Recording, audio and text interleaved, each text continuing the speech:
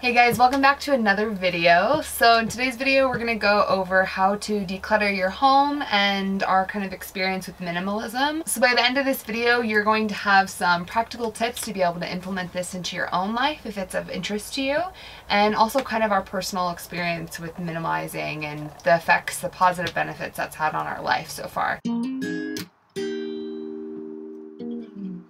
When going into this lifestyle, we didn't foresee us becoming minimalists, but you kind of just fall into it when you live in such a small space. Different things bring different people to this lifestyle, and I guess what brought me to the lifestyle was when I started putting some numbers together. And it was really after I lived in Boulder, Colorado for 3 years. I looked back and I spent $1,000 a month for 3 years. So I spent $36,000 just thinking about what else I could have bought. I could have bought land. Built a tiny house. Built a tiny house. Done something that could have not just brought value to my life, but could have also kept me from falling into this perpetual cycle of... And then I started crunching more numbers and figured out, I've been working for 15 years and I averaged about $40,000 and came up with $600,000 that I have made. I had nothing to show for it. I looked around my apartment and I had like a nice TV and whatever IKEA furnishings I really loved, but it wasn't like anything that truly brought value to my life. I think that's the big thing. They talk about this in the documentary The Minimalist on Netflix. Watch that if you haven't seen it yet. But just that it's really individual for each person. Like, value items will vary greatly, but that's really the point of it. It's not just about getting rid of all of your things. It's just about looking critically at the items around you and deciding, what am I using on a daily basis or on a consistent basis that I really, really value? What has value? How do you determine with all the things that most of us have, especially in the Western world, and what's worth keeping and what you need to part ways with? I can tell you it definitely doesn't have anything to do with how much you spend on it or how much you think it's worth as far as a monetary value. I guess my guitar is a great example of that. This guitar I've had for about a decade now, and I kicked a hole in it down there, covered it up with duct tape. The bridge started peeling away from it, so I Gorilla Glued that down and then bolted it through the entire body. And then realized I Gorilla Glued my string pegs in, so those will never come out. And then just a couple weeks ago, the tuning fork fell off. So this guitar is worthless. Literally, as far as a monetary value, it is worthless. But as far as something that I use, all the music that I record for every one of these videos, I do on this guitar. I play this guitar every day while Zane is doing yoga. It's my meditation, and I love this guitar. For me, it's worth so much. I don't know what the real definition for a minimalist is. For us, it's just about figuring out if everything in your life has a need and a place, and if it doesn't, then just get rid of it, because it all ends up weighing you down in the end. Which you notice it actually weighs you down when you live in a bus. It literally weighs you down emotionally and as far as like gas mileage. We've done 4 waves of minimizing since we moved into the bus, and the main things that we've gotten rid of are kitchen stuff, books, shoes, clothes. So many clothes. So many clothes. You don't really need... We've gone through 3 rounds on clothes, like being like, we just don't even wear these things. Like we wear the same like couple outfits all the time because that's what we like. It's sort of the same mentality we took with the dishes. We got rid of all of our dishes. I mean, we use what? We use 2 bamboo bowls.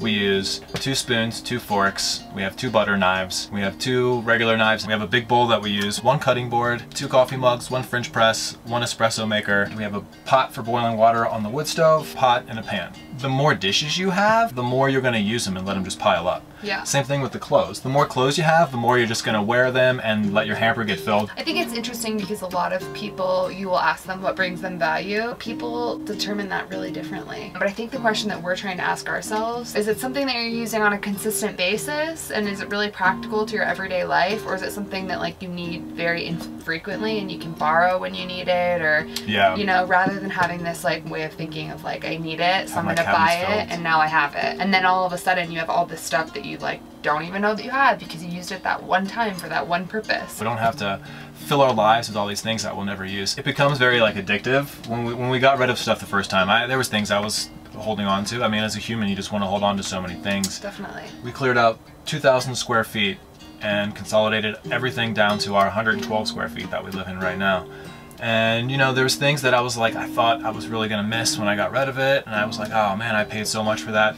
And then as soon as I got rid of it, it was like, oh, it didn't really matter. I never thought about it again. I still don't think about it again. Now I just think about the items I have here and how some of them I want to get rid of. Now I'm gonna save so much more money because I'm not gonna go out and buy stupid stuff to fill my life, because I realize that's not what fills your life. Like, humans forget so easily. If there's one thing that we do better than anything, it is to forget, for better or for worse. In this circumstance, that's a good thing, because it means that you're going to let go and they're no longer going to be a part of your life, and you're not going to have any sad feelings about them.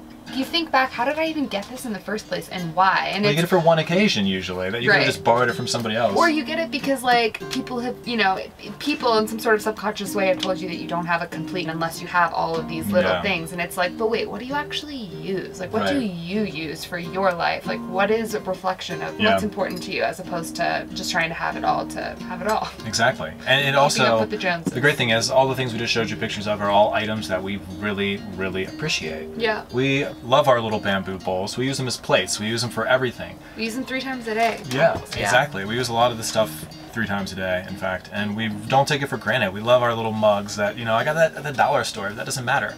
We love that mug because it's big and it holds a lot of coffee, and we can just... It's my friend's mug. Yeah, it's our friend's mug. So yeah, there's little things that become so valuable to you that it doesn't matter how much you paid for them. That doesn't really mean anything in the long run. We're big proponents of, like, taking time to acknowledge what you're grateful for, and it really kind of creates a really strong gratitude practice for these simple items, you know? Which seems silly, but... No, it's very true.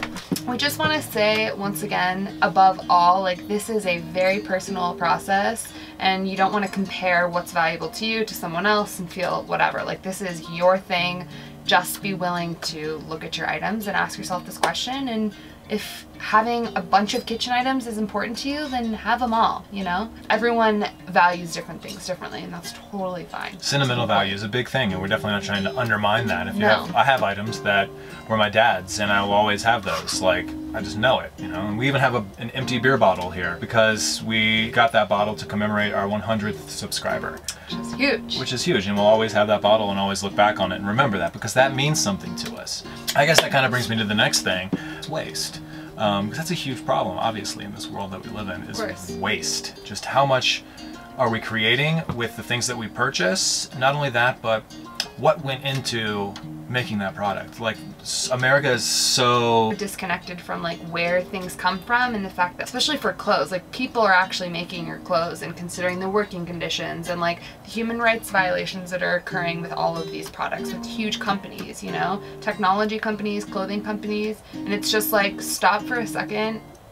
Not only to save yourself money, but also to consider, like, what is the impact of purchasing this item, of every item you buy, and that'll help you be more discerning when you go forward in purchasing items in the future. Exactly. Elon Musk, awesome guy, and the Tesla is a fantastic car if you live in a city that uses green energy. If you live in a town like Boulder, which is supposed to be very progressive, there's still 60% coal.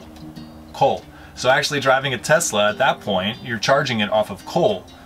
So you might as well say you drive a coal-powered car. Counterintuitive. And I implore people, do research as small as your socks, all the way up to the car that you drive, to, you know, every aspect of your life. Try and say, well, where's this coming from? And it'll really change your perspective. I know there's a ton of documentaries about that too. I mean, just look at the island of trash in the Pacific Ocean. Please Google that. And it's mind-blowing. It's insane. And of course, like, we're not perfect. The thing that I always think about is we drive a diesel engine. Like, that's obviously not good for the environment. Yeah.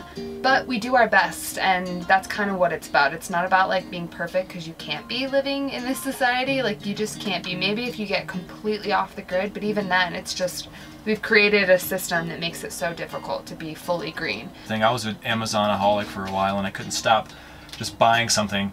It was bad, because, like, every time I went to the bathroom, I'd have something new coming to my door, because I'd order something off of Amazon. I went through that too. Yeah, because they make it so easy to have anything. Once you can get into this mindset, like, I'm changing from here on, I'm changing what I spend my money on, how much time of my life that was. Working 40 hours a week, trying to make that much money was an incredible amount of time that I'd sacrifice for what? I feel like minimalism is just like a metaphor for our lives, just for simplifying and just... Simplifying. That's what we're going to call it. Actually... Just simplifying. Yeah. What makes you happy, and Surround yourself with just that, and be willing to detach yourself from objects because they're just objects. Exactly. This has just been our experience with it, and we're not trying to be preachy or anything like that. No. We really just hope that this could be some sort of inspirational, and that you guys could maybe just give you something to think about if you haven't already.